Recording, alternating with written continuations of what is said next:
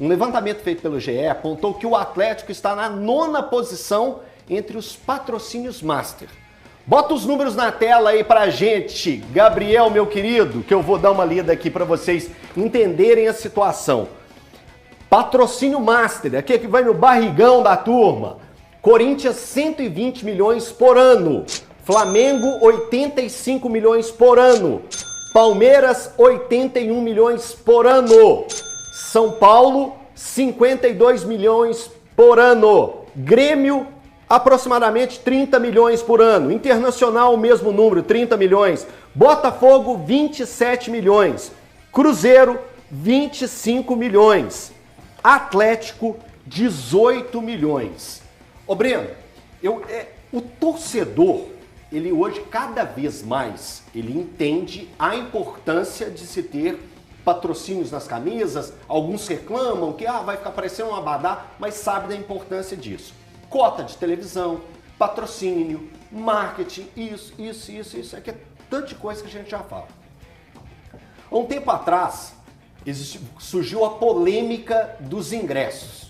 Os ingressos do Atlético são muito caros, isso, Queloto apresentando números do Brasil inteiro e mostrando que o do Atlético é sim um dos mais caros do Brasil.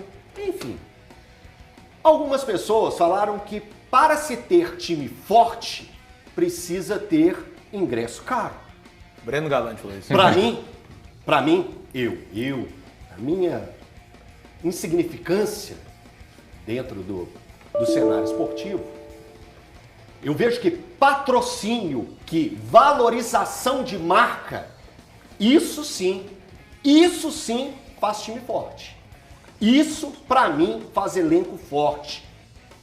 Não é terceirizar a não busca de patrocínio, a não busca de reforços na conta de torcedores. Porque o ingresso, por mais caro que ele seja, ele não bate uma cota de patrocínio ao ano. Não bate. Então, Brenão, eu queria sua abertura nesse momento para fazer uma análise sobre mercado, sobre o quanto isso pode ser maléfico para o Atlético em suas movimentações financeiras ao decorrer do ano. Porque, para mim, cabe aos gestores valorizar mais essa marca. O Atlético vem de Campeonato Brasileiro de 21, Copa do Brasil de 21, Recopa 22, fazendo ótimas campanhas em Libertadores, fazendo ótimas campanhas em Copa do Brasil, enfim, em todas as competições que o Atlético entra, o Atlético é um time que protagoniza, é um protagonista. Ver o Atlético na 9ª posição e com números tão abaixo dos primeiros colocados, não te preocupa, Bento? Me preocupa, mas eu acho que nessa tabela vale fazer uma avaliação seguinte. Os números de Corinthians e de Flamengo são algo exorbitantes que a gente nunca vai conseguir ver os times de Minas chegar nesse patamar. Sim. Pela questão da quantidade de torcedor, pela exposição que existe no eixo Rio e São Paulo. Então, talvez se você analisar e balizar pelo Grêmio e pelo Inter, você vê que a diferença ainda existe, mas não é tão grande. Porque, só para exemplificar justamente isso que você está colocando agora. O Grêmio e o Inter, 30 milhões. O Atlético, esse contrato que fechou, que parece que já teve uma renovação, já teve uma mudança, vai receber um pouco a mais nas próximas temporadas, mas enfim, esse valor que estamos analisando, que é fato, é informação, o Inter e o Grêmio 30 e o Atlético 18. Mas vale lembrar que é o seguinte, né? O contrato do Atlético termina no final do ano. O que foi feito agora foi um reajuste no meio do período, era 14, era até menos, né? Foi para 18, com algumas metas pode chegar a 25. Esse contrato foi fechado em 2021. Existiu uma realidade bem diferente de mercado, então a gente tem que ter essa análise. Agora, a minha expectativa é, ao final desse contrato, aí eu vou poder chegar e olhar e falar assim, olha, o Atlético se mobilizou para poder fazer um bom negócio, porque olha como é que está o Grêmio, olha como é que está o Inter, diminuiu, igualou. Agora, eu acho que é até assim um pouco injusto a gente poder fazer, porque vários desses clubes aí, ao longo desse período que o Atlético está com esse contrato fixo, eles renovaram. O Cruzeiro, se eu não me engano, foi em 2022 que ele conseguiu 22, né, Manu?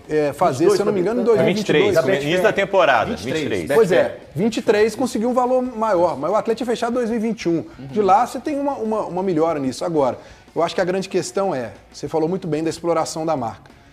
Tudo gira em torno de dentro do campo. Se você tem um time bom, o torcedor vai a campo. O torcedor indo a campo, o seu time tem resultados melhores. Tendo resultados melhores, o patrocinador vai querer patrocinar. Então tudo gira em time, você tem um time forte. Venda de camisa. Venda de camisa, tudo, uma série de coisas. Quando você tem um time time que ele não está de bem com o torcedor, que ele não dá resultado, cara, tudo não funciona. Então, mas peraí. Tiagão, me socorra. Mas eu não falei que tem que ter ingresso caro para poder montar. Não coloque palavras na minha boca. O Atlético, desde 2020, ele apresenta times competitivos. Ou eu tô errado? Não, certíssimo. Tô certo? Talvez em 22, mais ou menos. Vamos lá, mas esteve na vitrine? Esteve na vitrine. Disputou quartas de final de Libertadores. Sim, perdeu pro Palmeiras. Perdeu pro Palmeiras. Dá para entender essa lógica tão tridimensional quando a gente olha o mercado? Você morou em São Paulo, você tem uma vivência muito grande em São Paulo, você sabe o que é o mercado de São Paulo. Claro que os times de São Paulo estão bem à frente. Mas eu acho que a nossa comparação tem que ser a que você fez mesmo. Eu já falei que eu assisto jogos aleatórios assim, que é uma beleza. Quarta-feira à noite eu tirei a noite para assistir Atlético Nacional de Medellín e Nacional do Paraguai. O Atlético Nacional de Medellín. Chega logo, Claudinho, em BH. Uma água! Tinha perdido o primeiro jogo por 1-0 no Paraguai e tomou de 3 jogando em casa num vareio de bola. O Palácios entrou no jogo. Chega muito pertinho. Ele é reserva? Ele não viu a cor da bola. O time do Atlético Nacional é uma água. O Atlético aumentou a proposta. E ele é reserva? Acredito que o Thiagão tem essa informação pra gente. Eu vou te falar uma coisa, se eu estivesse mexendo nessa negociação, vou falar só pra você, devagarzinho, baixinho, eu diminuí a proposta.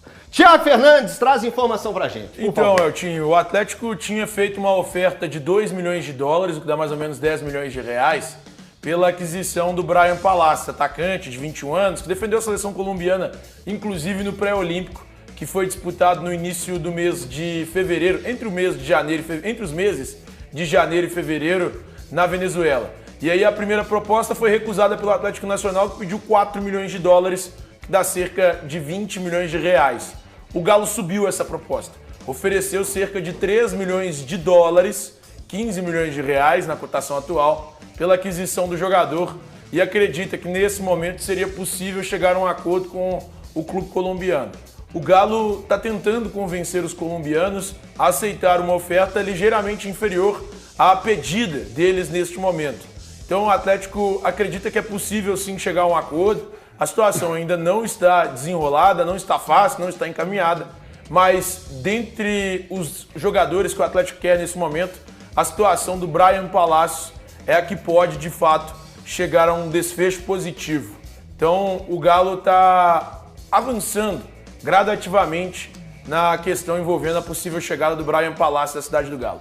Ô, Breno Galante, por favor, agora você que me socorra. Eu já dei meu palpite. Tô achando o valor alto demais para um futebol torcedor normal. Breno, por favor. Eu não acho que é um jogador que vai resolver o problema do Atlético. Eu estava comentando aqui fora do ar, né? O nosso Bruno Garcês, grande abraço para ele, lá do canal Sudaca Brasil, fez uma avaliação, ele que acompanha muito bem o futebol sul-americano, e disse que é um jogador normal para compor o grupo, para compor o elenco. E eu vejo uma chegada de um jogador desse para compor o elenco, você tomando espaço de garotos da base que estão no elenco. Isaac, Cadu, esses jogadores estão brigando por uma vaga no ataque do Atlético. Brigando por uma vaga, não. Brigando para tentar ter uma oportunidade de jogar alguns minutos.